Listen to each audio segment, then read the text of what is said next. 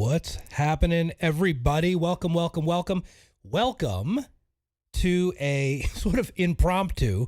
I've been doing a few of these, going live and helping my folks out on our YouTube channel. What's happening, audience?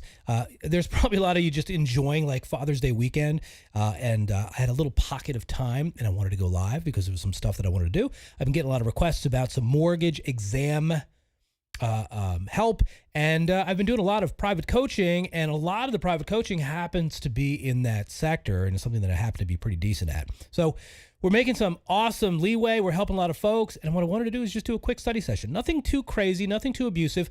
I wanted to go through a couple of things, get you reoriented, give you some tips and some tricks, and then go through a few practice questions with you, if I may, and that'll be that. In and out, no one's going to get hurt. Here we go. If you happen to be joining me live, welcome to this sort of NMLS training. A lot of our audience is sort of split. Some of y'all are doing the real estate exam, salesperson, broker in every state, and we certainly develop a lot of content for y'all. And then we develop content for the mortgage NMLS origination examination across the United States. That, all the components from the federal laws all the way through the UST, the Uniform State Test.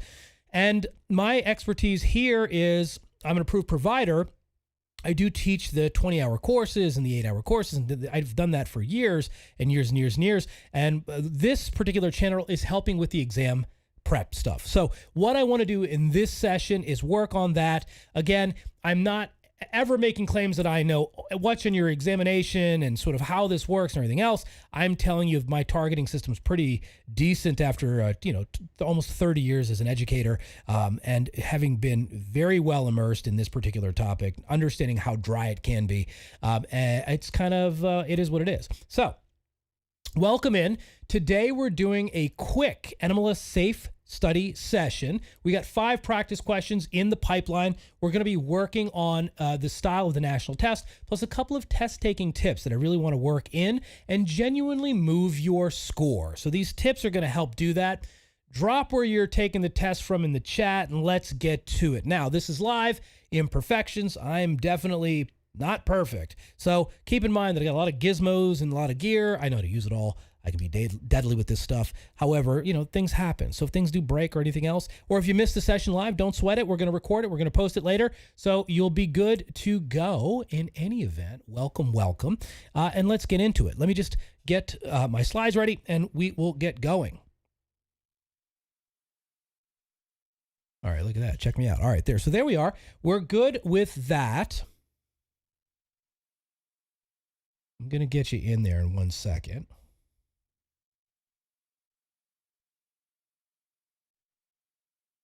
So here we go. All right. So first off, a couple of things to kind of, sort of housekeeping rules. NMLS, the SAFE test, what's actually on the exam, sort of the breakdown. Many of you know where the breakdown is. Some of you are thinking about getting this license, and I'm going to share that with you as well. There's 120 questions, 190 minutes, total seat time, and you need to get a 75% to pass. Now, one of the most important things that we need to know about this particular examination is that it has a contingency on failure.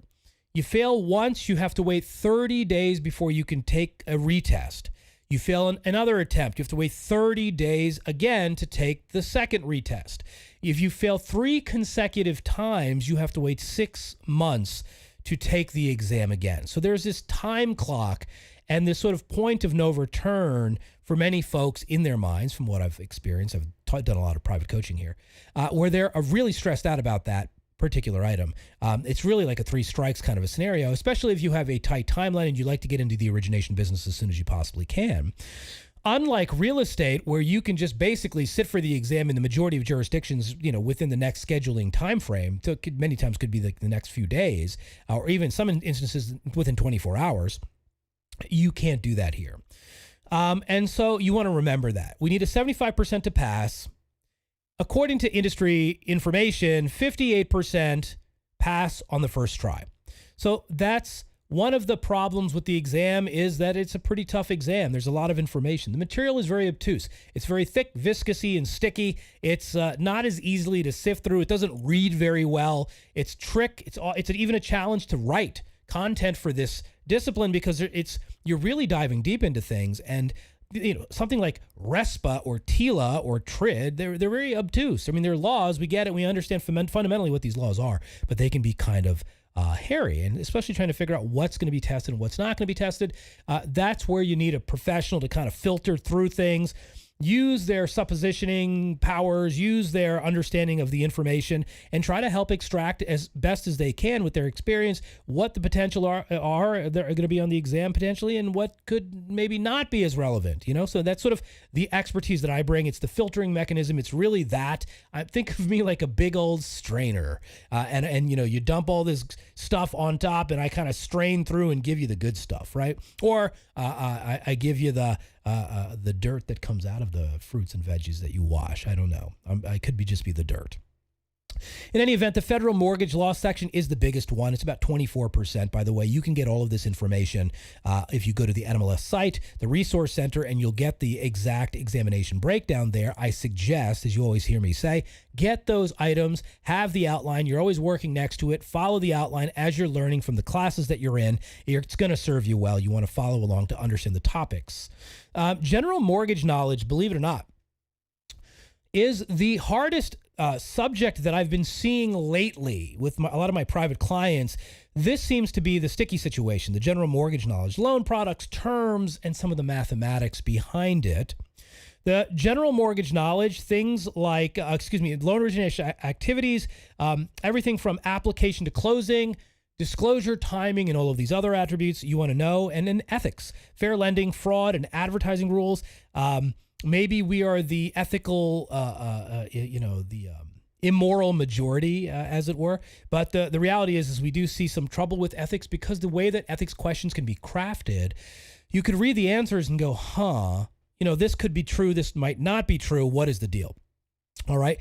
And then we have the uniform state test across the United States. What originally happened was every state had the burden of coming up with their own exam, and that infrastructure, that architecture, to keep up with things, to have a testing committee. The whole thing was very burdensome. And so everybody adopted a model code, basically, the majority of every state, where it's just a uniform state test. And so there's uniform state correspondence and governance, and those states follow this, and they have their input in one source to make sure that the corpus of knowledge and rules and regulations stays sound. And then they kind of the test is written by a bigger committee, and it's the burdens taken on the federal level. So, or this, Conference of State Bank Supervisors and Education Committee. So and the Mortgage Educational Committee is working on a larger level. It's just easier to do it this way. That's why everybody has a uniform state test, and then it's about 11% of your examination there. Okay. What do you really need to know? A couple of things of importance here. Don't forget, the test isn't checking what you memorized. It's testing how you think. And because there's a time clock, how you think under pressure, right? So that's one of the most critical aspects of this. Most people who fail actually know the material. They get caught by how questions are built. And I can assure you, I've been doing this a very long time with lots and lots of people, thousands and thousands and thousands and thousands of people I've been doing this with. I've met a lot. I've seen a lot. I've heard a lot.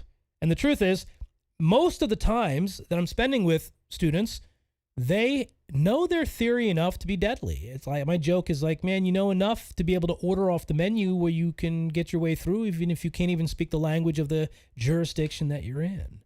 You'll be able to get around. You know enough about RESPA. However, it's not really about that.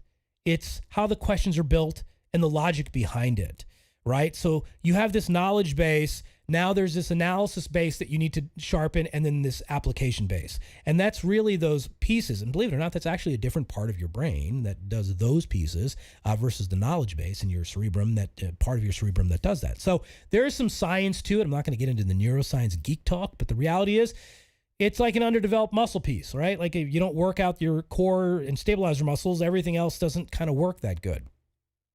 You're going to watch trap words every time. Things like not, except, best, most, least. These are the circle words in your mind's eye. These are the things that you want to pay attention to.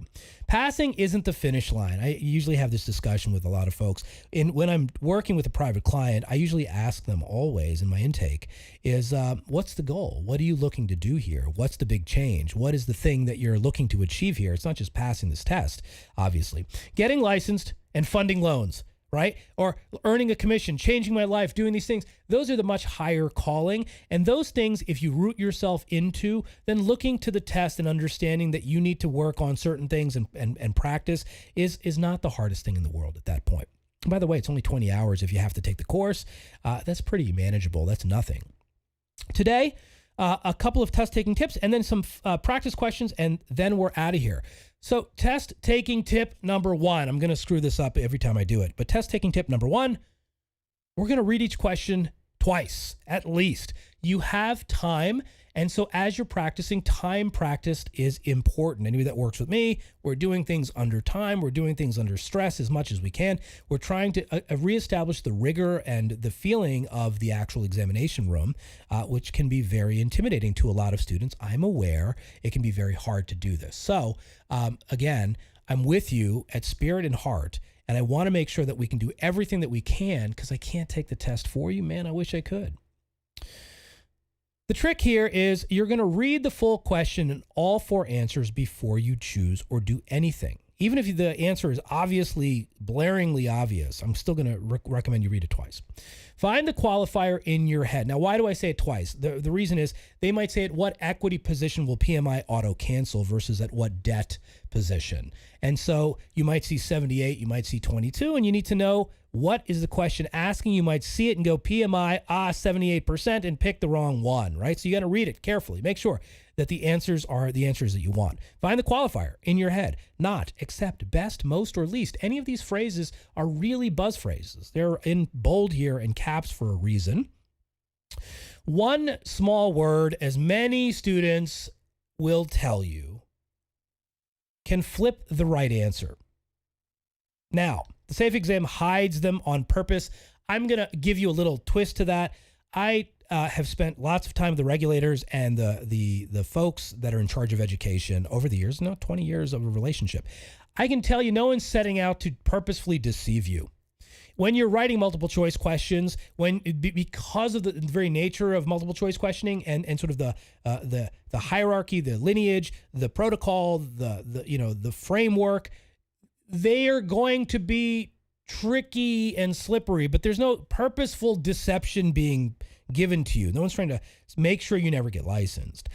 So I just want you to remember that. It's just the way exam writers write questions, okay? That's it. And then there's 2 extra seconds with time can save you easy messes. I always joke, a minute in the gym is a long time, right? But a minute in every other instance, for a lot of other things, especially when you're in this hyper warp mindset, when you're in the testing center, you're under stress, your amygdala is firing, there's this fight or flight sensation. Some people are just horrible test takers, right? And so you got to learn to slow the time clock down a little bit in your mind and feel that sensation. Even 2 or 3 extra seconds per question is going to significantly improve the probability of the outcome. Okay. Test taking tip number 2. Don't get stuck on one question. Flag the hard ones and keep moving. Come back at the end. Don't burn 5 minutes on one item and then lose 3 easy points later. Bank the points you know first, then fight the tough ones with time to spare. Go through, mark things, advance. I know this one. Mark, advance. Get to the end of the test, come back, start working on the hard ones. Now, I think as a test strategy, it's completely sound if you actually read through the hard ones and don't just go, I don't know this one, I'm just going to skip it. No, read it, read the answers. It's going into the data processor, your brain, and it's still there. So you might be contemplating that question. 3 questions down, you see another question that's relatively easy. Then you remember how to answer this question, and then you can come back. So still, go to tip number 1, read the entire question if you can twice under timed conditions. All right, test taking tip number 3. Eliminate before you guess. You're going to be taking guesses. We all take guesses. Guesses are fine, but educated guesses are what you need to do, right? So like ignorant guesses is like the least test-taking technique that you can do. So here, you're going to knock out one clearly wrong answer, and your odds jump from 1 in 4 to 1 in 3. You're going to knock out 2, and now it's a coin flip. When you're dealing with the 75% line, the better guesses that you can make, they add up. Okay? So you need to be able to shave down, look at the answers. One strategy that I can share with you, I'm going to say invisible test tip, is read the answers first before you read the question. When you're practicing before you get to the testing center, maybe you're the orthodox reader, you read from top left to lower right, right? But if you read the answers first, the answers aren't the thing that's stressing you out. It's the question. So if you're ignoring the question, like, yo, I'll get to you later. Don't you worry, Mr. Question or Mrs. Question. I don't really care about you, but I'm going to read these answers. I'm going to try to figure out what the answers are. What are they trying to tell me? If the answer says this, then what could the question be like? And then you're beginning to sort of take out the tricks of the test question, and then read the question. If it's a large interrogatory, read the question first, the last line, and know what it's asking you, then go back and validate, look for items, look for keywords, etc. Okay, so there's always that. Now, there's almost, I'm going to say almost, always one answer that you can rule out right away, something that's obviously wrong. Test taking tip number 4. Trust your first read on the law. I see this happen all the time. Folks paint themselves into corners when they're trying this stuff. I'm just going to look over my shoulder to make sure everything's streaming properly. Yep, that we're good. So what ends up happening is when a question tests a rule that you know, like rescission timing, who resets a tolerance, most often, your first instinct is correct in what you chose. So stick with it. That's all I'm saying. If you talk yourself out of the right answer, or you're talking yourself out of the answer, then you're only going to change an answer when you can name a specific reason that the first one was wrong. That tip in itself for this exam is going to save you points. Lots of students second guess. So again, it's not, do you know the theory?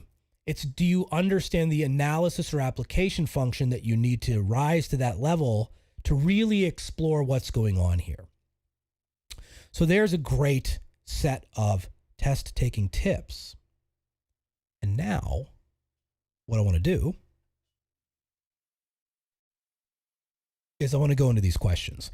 So let's go to the questions. You're used to this on our channel. We go through questions. I go through answers. I'm going to try to frame out what these are. I'm going to give you the read, and then we're going to go right to it. All right, let's get into this. Let me get out of your way. Let's do it. Okay, question number 1. An MLO refers every borrower who needs title insurance to one particular title company. In return, that title company pays the MLO $300 for each closing that results. Under RESPA, this arrangement is most likely, letter A, permissible because the borrower is still free to choose a different title company.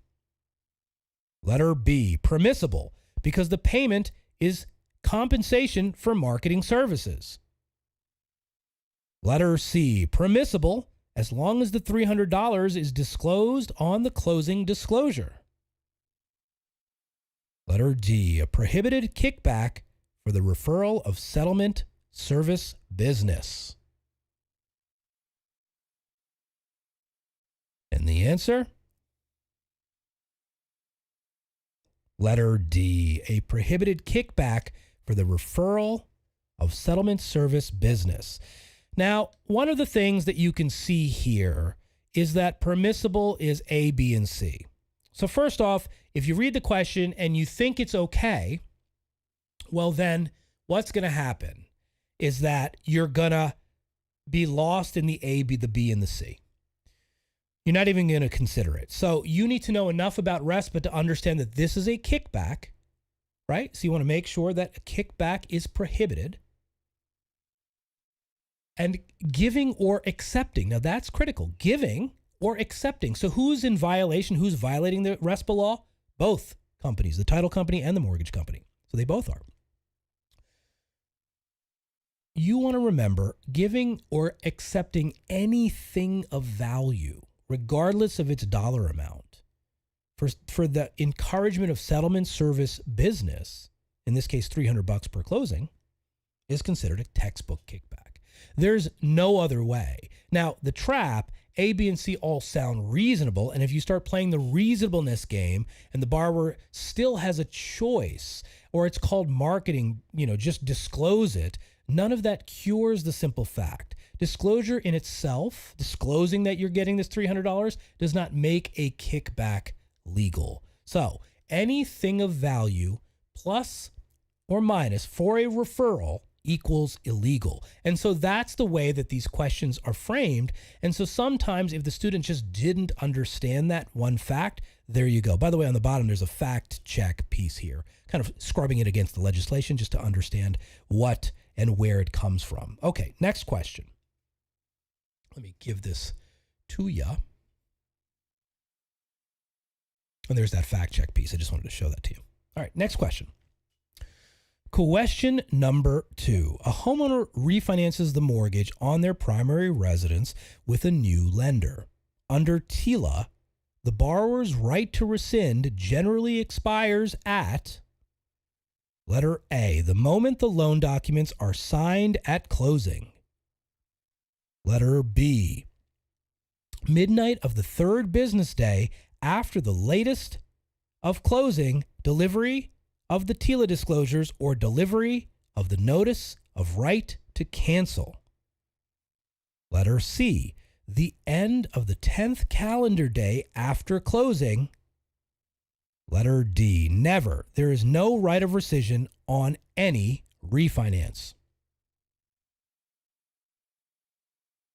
And the answer is letter B, midnight of the third business day after the latest of closing, delivery of the TILA disclosures, or delivery of the notice of the right to cancel. Now, remember, the right to cancel has to be in duplicate or given to every single borrower that's obligated on the transaction as well. And failure to deliver that notice of right to cancel could constitute a rescission extension period of 36 months. And so that's something that you would need to know for your exam, which means we can, cancel the loan up to 3 years after. That's pretty crazy if you think about it. Now, let's just talk about the answers. The right of rescission, letter B, on a refinance of a primary residence, the borrower gets 3 business days to cancel, and the clock starts, this is important, on the latest of whatever happens at last in line here, the closing, the delivery of the TILA disclosures, again, typically happening at the closing, or the delivery of the notices of the right to cancel, all of which happen at the settlement, by the way, or the closing. Now, the trap. The moment you sign, A, you ignore the 3-day window. Never is a phrase. D is wrong for a refi. And sort of the memory hook here is 3 days and the clock starts on whatever happened last. This one is going to serve you. Let's check out the next question. Question number 3. A property has a purchase price of $300,000 and an appraised value of $320,000. The borrower's loan amount is $240,000. What loan-to-value LTV ratio will the lender use? Letter A, 75%. Letter B, 83%. Letter C, 80%. Letter D, 125%. And the answer? Letter C, 80%. 80% loan to value. So the general mortgage math here is LTV equals the loan amount divided by the lesser of either the price or the appraised value. This is classic, man. So this is what gets people. It isn't the math. It's the logic that they throw in there into the question. You just need to remember the big trigger here is they're going to take the lesser of either the price or the appraised value, whichever is less. So in our case, and think about it, lender's trying to be conservative, right? So $240,000 divided by $300,000, the lesser of the $300,000 price and the $320,000 appraisal price gives you 80%. So the lender uses the lower of the two figures, and that's the big trap. So the memory hook here is loan over the lesser of price or value. It's going to be a trick in my belief. You're probably going to see something like this, I would guess. Let's get to the next one. Question number 4. After issuing a loan estimate, the lender discovers the property requires flood insurance that was not previously known, which increases settlement costs. Under TRID, the lender may most appropriately, letter A, issue a revised loan estimate to reset the affected tolerance because a valid change circumstance occurred. Letter B, change the cost without any new disclosure since the loan estimate is only an estimate. Letter C, wait until the closing disclosure and reflect the higher costs there without further action. Letter D, cancel the application and require the borrower to start over. And the answer?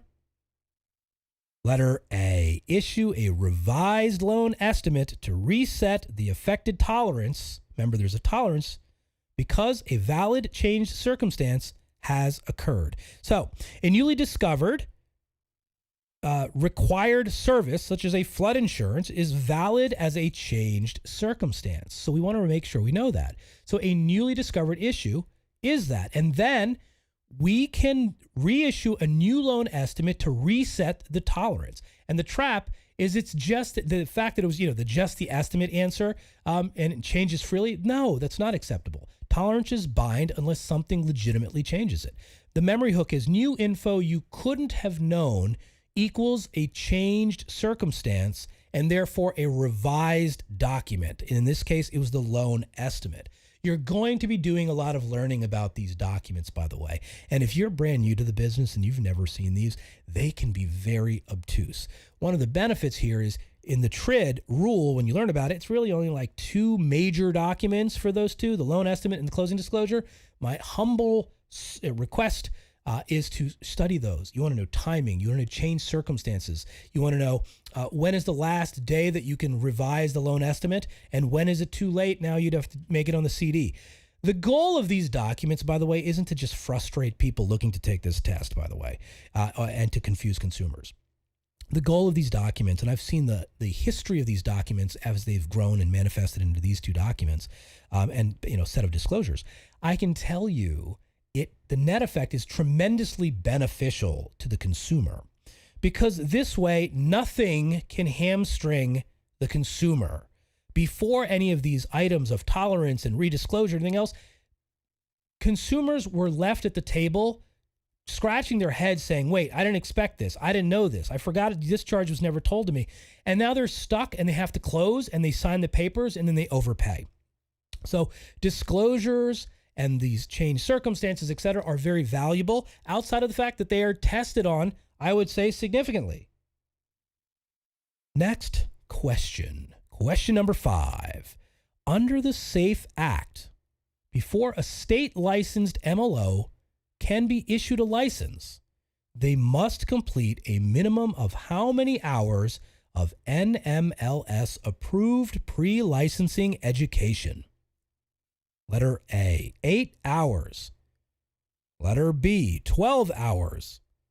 Letter C, 20 hours. Letter D, 40 hours. And the answer?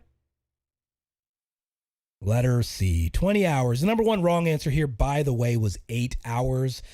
You'll get it twisted if you were thinking continuing education. Many times 12 and 40 hours really is just, these are the clearly wrong answers. You just want to remember that. And don't forget, it's usually the 8-hour figure that's throwing people off. So the SAFE Act requires a minimum of 20 hours of NMLS approved pre-licensing education. The big trap here was the 8-hour number, letter A, for annual continuing education, was a different requirement. The memory hook is 20 get you in, 8 every year to stay. Okay. Hang tight. There I am. So thank you. Before you head out, one more sort of tip that I can make here, just in reading. Comprehension, that happens to be one of the bigger problems that I do see. And I don't mean this is like with any level of disrespect. It's just, we read how we read. We practiced reading how we practice reading. We still practice reading how we decide to practice reading. It's just like a muscle. If we don't practice reading, we don't read so well. When we're reading under pressure, it makes it even worse. So picture yourself in a room, an auditorium full of people, and your job is to just get up there with a book and start reading. After you've orated for some time, many, many times over, and you keep practicing, you're going to get better at reading in front of people and reading for yourself. I can tell you with 100% sincerity and honesty, many, many times, I will find folks reading test questions and their reading comprehension skills are just not as strong as they might have thought they were. They've certainly got through life far enough because they can read and they understand enough, but when you're reading these, sometimes getting out a recorder and listening to yourself orate a question, making sure you enunciate, commas and pause legitimately, etc. You want to make sure you're doing all of those things. If you notice, I can be a little, when I'm reading, sometimes I read these questions, I'm trying to be as clear and concise, but I'm also trying to read them very carefully, making sure I purposefully pause on things like commas and things like that. So as you're doing it, maybe take a page from my book. As an educator in this stuff, try to read it clearly and concisely. Try to do it with somebody that you're comfortable with, maybe a family member, or something like that. Record yourself and play it back and listen to it. Record 10 questions that way and fine tune that, practice that, because that's a skill that if you can do well, you're going to gain points on the other side. It's just a game of inches. And lately what I've been seeing is it's totally a game of inches. I've been seeing people fail, and they've been so close. Oh my gosh. Like, you were so close. What was it? Let's get you over the top. Let's figure it out. Okay. So before you go, keep practicing with us. The goal isn't memorizing every single regulation. It's recognizing how the questions are simply built. There's a lot more NMLS practice walkthroughs on our channel. Check out these questions. The comments have been phenomenal, by the way. We're helping a lot of people get through these examinations. I really appreciate all of the time that you guys are spending with us. So thank you very much. It's been a great pleasure just to spend time with you and to listen to all the wonderful comments. Subscribe so the next training session finds you. Maybe get an alert. If you're in the throes of learning, maybe getting that alert is a good thing. And it could be fortuitous for you if you're just not sure how to go about studying, working with a professional. Good luck to every one of you, by the way, who's going to be testing this week, tomorrow, whenever. Good luck. Reach out to us. Keep us in the loop. Let us know how you're doing. I'm going to drop a link in the description below to one of our NMLS SAFE exam prep packages. It's 100 questions with 4 hours of my video explanations. It's really, really good stuff. And then there's an additional order bump. If you check it out, if you're buying it, you can get a personal exam results review from me, yours truly. I don't know if you really want to hear my opinions, but I will do an analysis of how you performed on the exams. I will do a deep dive Loom video, and then I'm going to make sure that I can give you a little bit of time. I typically book 20-minute strategy sessions with my professional review, results review folks, and spend a little bit of time with them trying to figure out or disseminate what's going on. If you have, took the exam before and you didn't pass, I'll take those records. I'll try to understand how you're doing and what happened and give you some guidance. And so those are 2 products that are available. The personal exam results review requires you to buy the package if you haven't already. So start with the test package first if you're interested, and then move on to the results review if you really feel that you need the edge and to get me personally involved. Those are spaces limited, so sometimes we have to take those down because I only have so much time during my month to work on helping students personally and privately. So hopefully all of this is beginning to help you and make some sense. Good luck with your exams. Good luck with your studies. If you have any questions or comments or concerns, let us know in the chat. Let us know in the comments, and we'll see you soon. Thanks again, and we'll see you at the next live training.